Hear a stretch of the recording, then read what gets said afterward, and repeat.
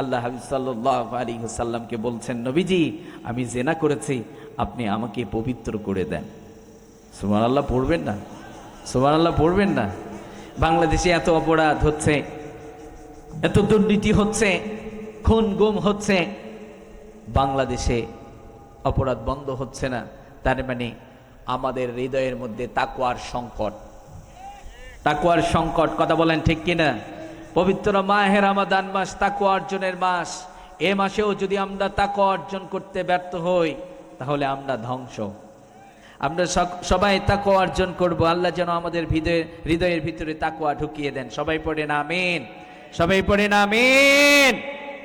আমাদের বোনেরা যারা আলোচনা শুনছেন, আপনারাও সিয়ামগুলো রেখে দেবেন। বিশ্বনবী সাল্লাল্লাহু, মায়েদের প্যান্ডেল আছে, মায়ের কি আলোচনা শুনছেন? তাহলে আমাদের বোনদের নিয়েও তো কিছু কথা বলা দরকার। কথা বলেন। বিশ্বনবী সাল্লাল্লাহু আলাইহি ওয়াসাল্লাম বলছেন, ও আমার মুসলিম নারীরা, তোমরা যদি 4টা আমল করতে পারো, বিশ্বনবী সাল্লাল্লাহু আলাইহি ওয়াসাল্লাম বলছেন আমাদের মুসলিম নারীদের জন্য জান্নাতের 8 দরজায় ওপেন হয়ে যাবে। সুবহানাল্লাহ পড়েন। আল মারাতু ইযা সাল্লাত খামসাহা, বিশ্বনবী সাল্লাল্লাহু আলাইহি ওয়াসাল্লাম বলছেন, যেই নারীরা 5 ওয়াক্ত নামাজ আদায় করবে, কি করবে?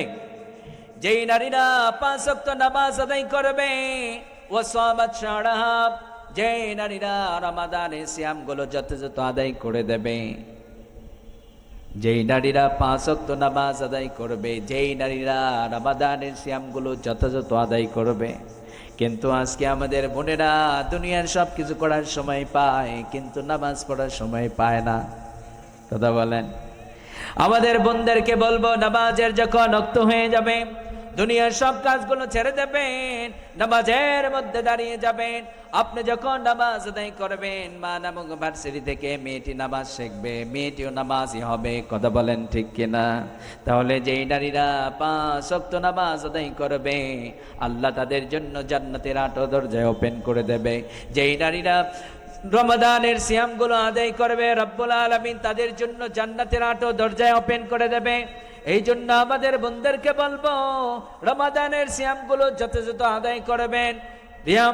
রমাদানের সিয়ামগুলো আদায় করার মধ্য দিয়ে রব্বুল আলামিন আপনাকে আমাকে তাকওয়া দেবেন।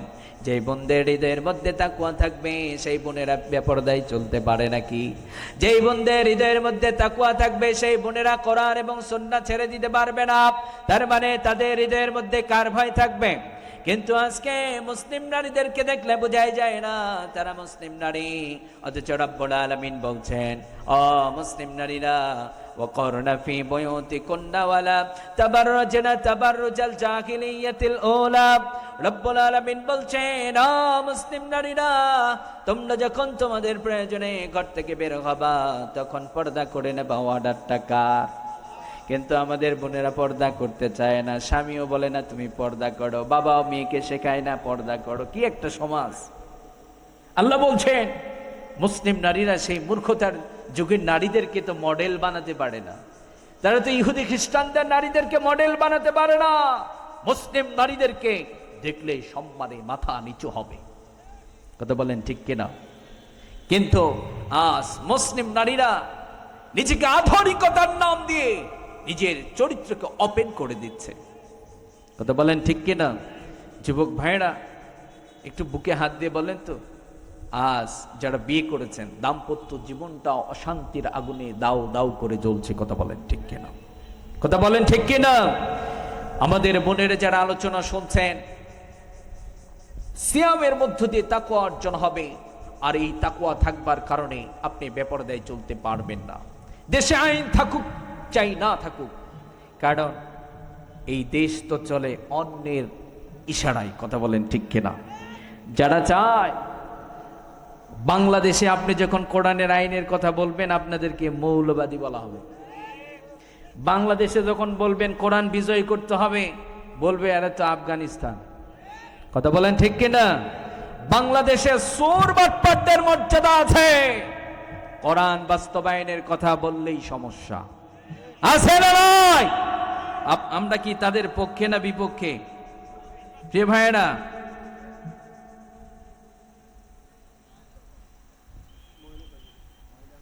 আচ্ছা ঠিক আছে। প্রিয় ভাইয়েরা আমার, আমাদের বোনদেরকে বলছি, আমাদের বাংলাদেশে যদি আগামীকাল থেকে আমাদের বর্তমান যারা দেশ পরিচালনা করছেন, পর্দার আইন যদি, আল্লাহ তো পর্দার আইন কি নফল করেছেন? একটু কথা বলেন না রে ভাই। নফল, সুন্নত, ফরজ, এটা কি বিশ্বাস করেন? আমাদের বোনেরা কি মানে? ফরজ বিধান আগামীকাল থেকে বাংলাদেশের পার্লামেন্ট থেকে যদি আইন জারি করা হয়, আল্লাহ পর্দা ফরজ করেছেন, কোন মুসলিম নারী বেপরদায় বের হতে পারবে না। যদি কোন মুসলিম নারী বেপরদায় বের হয়, তাকে সহ তার গার্ডিয়ানকে শাস্তি দেওয়া হবে। এমন একটা যদি আইন বাংলাদেশের পার্লামেন্ট থেকে জারি করা হয়, আইন যদি প্রণয়ন করা হয়, আপনারা বলুন তো বাংলাদেশের কি পরিমাণ ক্ষতি হতে পারে? যারা কথা বলে নাই ওরা মনে হয় ভাবছে ক্ষতি হবে। পর্দার বিধান যদি বাস্তবায়ন করা হয়, বাংলাদেশের কোনো ক্ষতি হবে? ক্ষতি হবে। অথচ ইতিপূর্বে আমরা দেখেছি এরকম মাহফিলে আমরা যাই, প্রশাসনের ভাইরা এসে বলে, হুজুর ধর্ষণের বিরুদ্ধে ওয়াজ করবেন, মাদকের বিরুদ্ধে ওয়াজ করবেন। ধর্ষণও বন্ধ হবে না, মাদকও বন্ধ হবে না। কারণ 90% মুসলমানের দেশে একটা নারী প্রশাসনের সামনে যখন দাঁড়িয়ে বলে, আমি তো মদ খাই না, আমি গাঞ্জা খাই, কথা কয় না গো, আমি মদ খাই না, আমি গাঞ্জা খাই। আমি গাঞ্জা খাই না, আমি মদ খাই, মদের লাইসেন্স আছে আমার। একটু ভুল হয়ে গেছে, বলছে না আমাদের এক বোন, আমি গাঞ্জা খাই না, আমি মদ খাই, মদের লাইসেন্স আছে। যেই দেশে আপনারা পার্লামেন্ট থেকে মদের লাইসেন্স দেবেন, হুজুর ওয়াজ করেন মাদক বন্ধ করতে হবে, কোশ্চেন কালেও মাদক বন্ধ হবে না, কথা বলেন ঠিক কিনা? কারণ মাদকের সমাজ করবার জন্যই তো আপনারা মাদকের লাইসেন্স দিয়েছেন, কথা বলেন ঠিক কিনা? সত্যিই যদি যুব সমাজকে মাদক থেকে রক্ষা করতে চান, যারা মাদকের লাইসেন্স দিয়েছে লাঠি মেরে বাংলার জমিন থেকে মাদককে দূর করতে হবে, কথা বলেন ঠিক কিনা?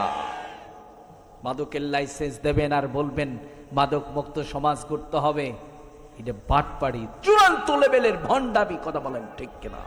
দেবেন লাইসেন্স আর বলবেন মাদক বন্ধ হোক, আল্লাহর কসম বন্ধ হবে। এই জন্য আমাদের বোনদেরকে বলছি, আপনার দেশ আপনার মর্যাদা দিতে পারবে না, আপনার দেশ আপনার সুরক্ষার জন্য আপনার পর্দার বিধান দিতে পারে নাই। অথচ রব্বুল আলামিন কত চমৎকার করে বলছেন, ও মুসলিম নারীরা, তোমরা যখন তোমাদের প্রয়োজনে ঘর থেকে বের হবা, তখন তোমরা পর্দা করে নেবা। অর্ডারটা কাট।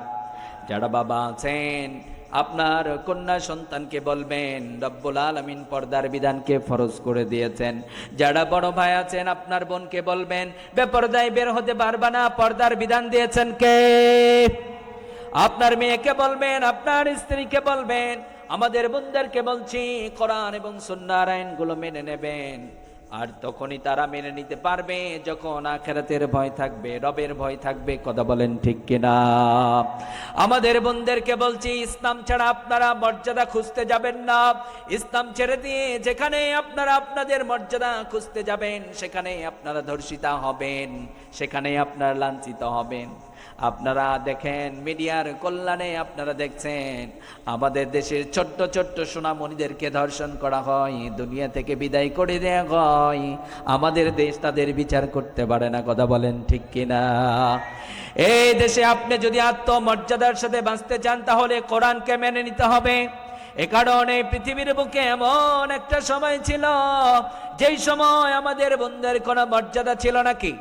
আমাদের বোনদেরকে নিজের পিতা নিজের হাতে নিজের কন্যা সন্তানকে জীবিত এই মাটির নিচে দাফন করে দিত। আপনার আমার প্রিয় নবী বিশ্বনবী সাল্লাল্লাহু আলাইহি ওয়াসাল্লামের কাছে একজন সাহাবী গেলেন, নাম তার দাহিয়া। নাম কি? নাম তার দাহিয়া, দাহিয়াতুল কলবি রাদিয়াল্লাহু তাআলা আনহু। বিশ্বনবী সাল্লাল্লাহু আলাইহি ওয়াসাল্লামকে বললেন, নবীজি, এখন যদি আমি ঈমান আনি, রব্বুল আলামিন আমার জীবনের সমস্ত অপরাধগুলো মাফ করে দেবে নাকি? বিশ্বনবী সাল্লাল্লাহু আলাইহি ওয়াসাল্লাম বললেন, ও দাহিয়া, তুমি যদি এখন ঈমান আনো, রব্বুল আলামিন তোমার জীবনের সমস্ত অপরাধগুলো মাফ করে দেবে। দাহিয়া বলছে, নবীজি আমার জীবনে এত বড় মারাত্মক পাপ করেছি, আমার মন বলছে রব্বুল আলামিন আমার ওই অপরাধটা মাফ করবে না।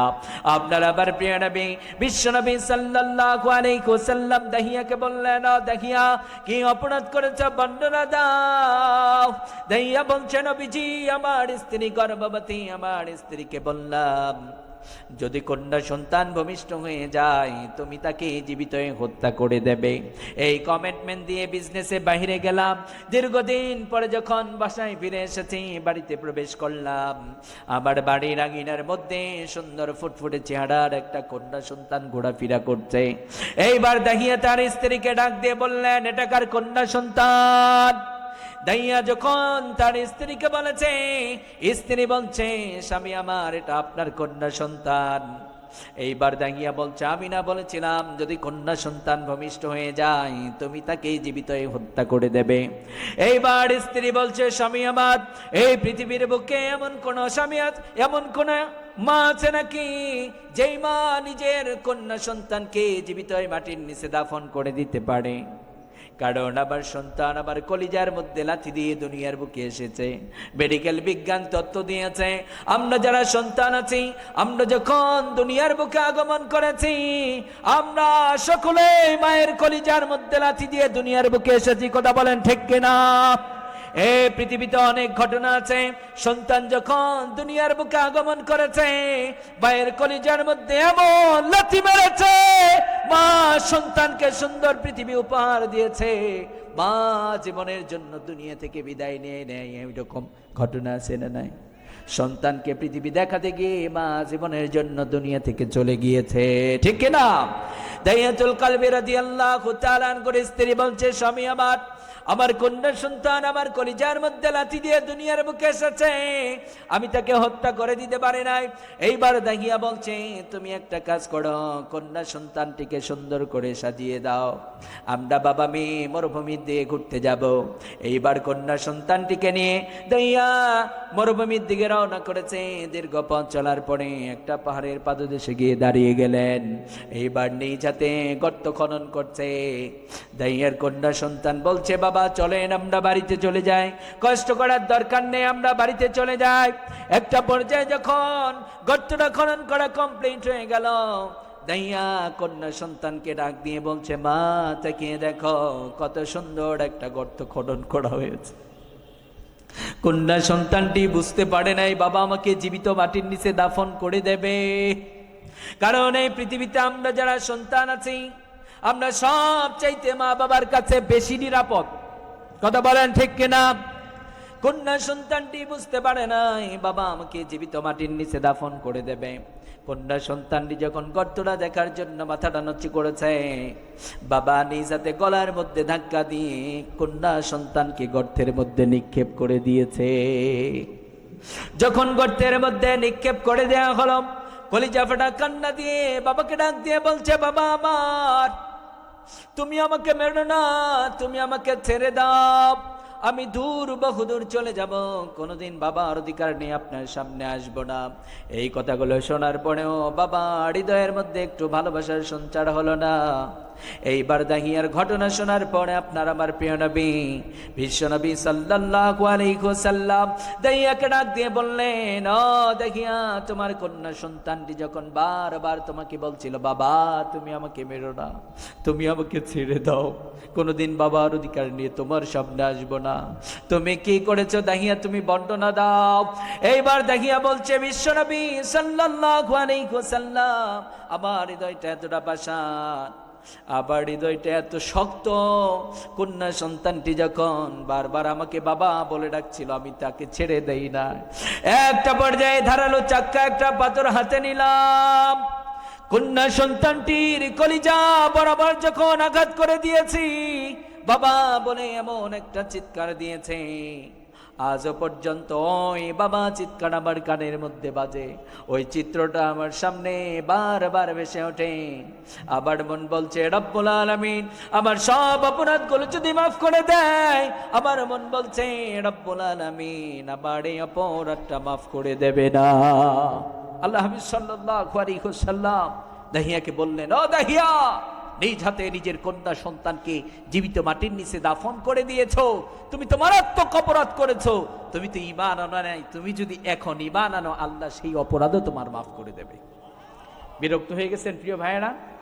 আর কিছুক্ষণ যদি আলোচনা করি, থাকবেন আপনারা? সবাই থাকবেন তো? একজন উঠবেন না? যদি কেউ ওঠে ধরে আস্তে করে টান দিয়ে বসায় দেবেন। ভালো লাগতেছে? আলহামদুলিল্লাহ।